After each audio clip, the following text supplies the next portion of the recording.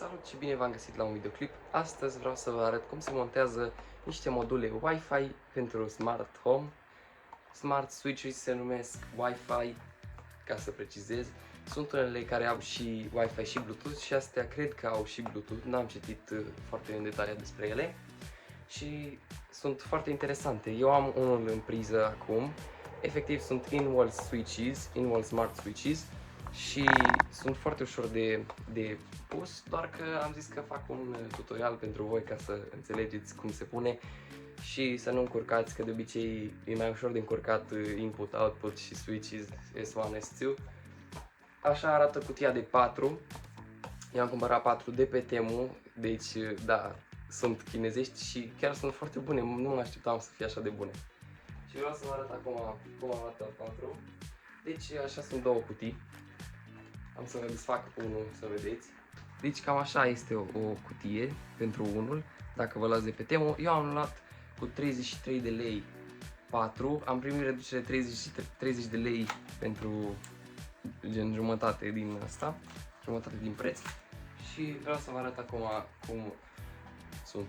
Adică buton pentru dacă vrei să-l pui în afara peretelui să apeși să aprinzi, gen un switch normal. Și are 6 conectori, da?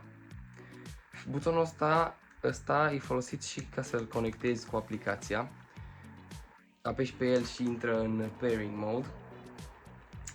Cam așa arată, 6 conectori, Wi-Fi și pe partea asta. E foarte micuț, adică atâta e în palmă, nu e foarte mare. Și intră de obicei în orice doză de la perete, cum ar fi la întrerupător, la priză. Eu o să-l pun într-o doză mai mare, unde sunt mai multe cabluri, pentru că nu pot să-l pun în doză, pentru că doza de la întrerupător, dar vom vedea imediat. Revin cu ce aveți nevoie. Cam așa arată cutiile, da? Acestea sunt 4 care au venit în acest set. Am luat 4 de pe Temu, v-am mai spus. Mi s-au părut destul de ieftine, deci veți avea nevoie de un marker ca să semnați firele care aveți nevoie să le tăiați. Eu așa fac ca să nu le încurc. Aveți nevoie de un wire stripper, deci ăsta efectiv desfaci. Aveți nevoie de așa ceva ca să desfaceți izolația de la cablu. Un clește, nu contează de care, ca să puteți să tăiați cablu. O șurubelniță sau eu cum am eu un set. Am luat, nu știu cât a fost, 13 lei 50 de la Depo sau de unde l-am luat. O bormașină să desface șuruburile și un multimetru ca să testați care este întrerupătorul sau dacă este curent sau, na, pentru siguranță. Deci, cam de acestea aveți nevoie. Eu o să montez unul astăzi în acest videoclip și poate fac un timelapse cu altul când îl montez tot azi. Revenim de acolo. Prima dată începem cu verificarea dacă siguranțele sunt date jos. Pentru siguranța dumneavoastră nu vreți să vă electrocutați. Asta sunt 100% sigur, nici eu nu vreau, deci nu vreau să mor. Prima dată dăm toate siguranțele jos. La mine sunt toate jos deja. So, suntem safe. După aceea luăm bormașina, 2 secunde.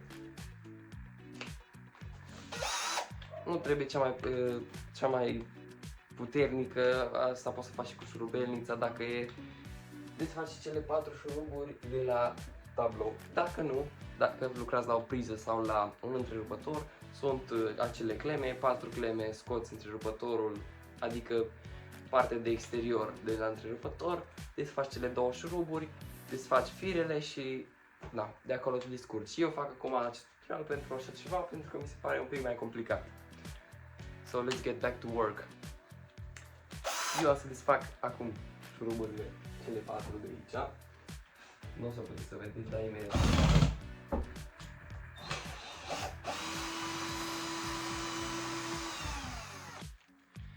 Am scos un șurub, cam așa arată șurubul de la tablou. Deci nu e cine știe ce, trebuie un cap de cruce, cap de bormașină de cruce, un prelungitor dacă, da? Depinde de ce bormașină ai. Și mă pot să le desfac și pe celelalte și revin.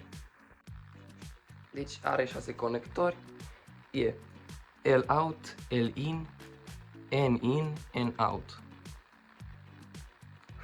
Și S1, S2, dacă s-ar focaliza. Mă, nu s-ar focaliza nici cum. Bun, și acum trebuie să verifici, în primul rând, fă-ți markerul. Eu am marker roșu, că se vede mai ușor pe fire. Și primești, sau efectiv testezi prima dată care e cel de la întrerupător, efectiv desfaci și de la întrerupător și tragi un pic de ele și vezi care se mișcă practic. Tragi de la întrerupător și vezi că se mișcă. O să trag acum să vedeți dacă se mișcă, nu știu dacă se vadă perfect, dar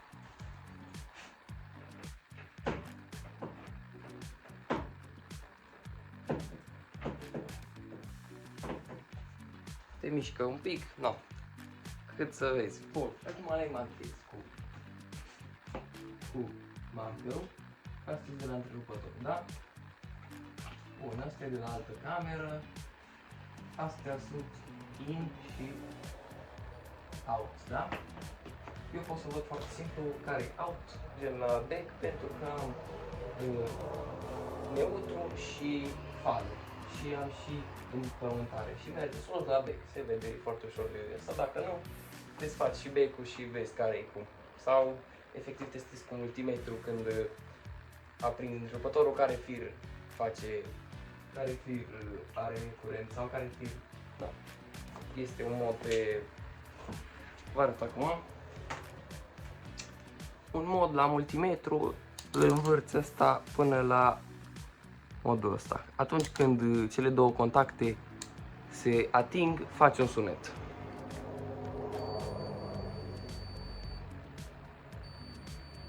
Da? Și efectiv testezi care.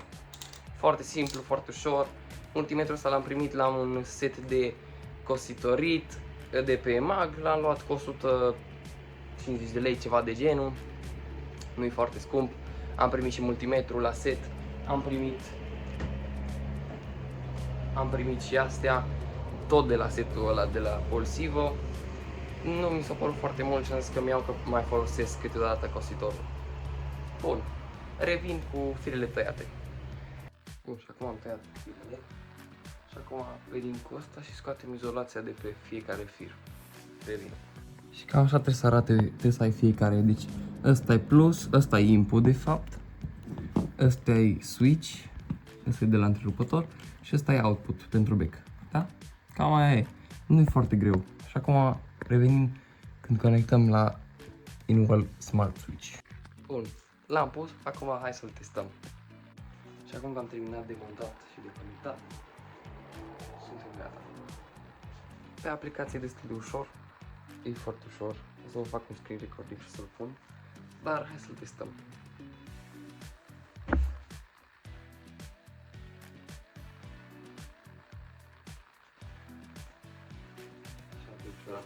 E foarte greu și mi se pare foarte folositor. Thumbs up! Cum să vă las cu un time-lapse cum îl pun și pe următorul.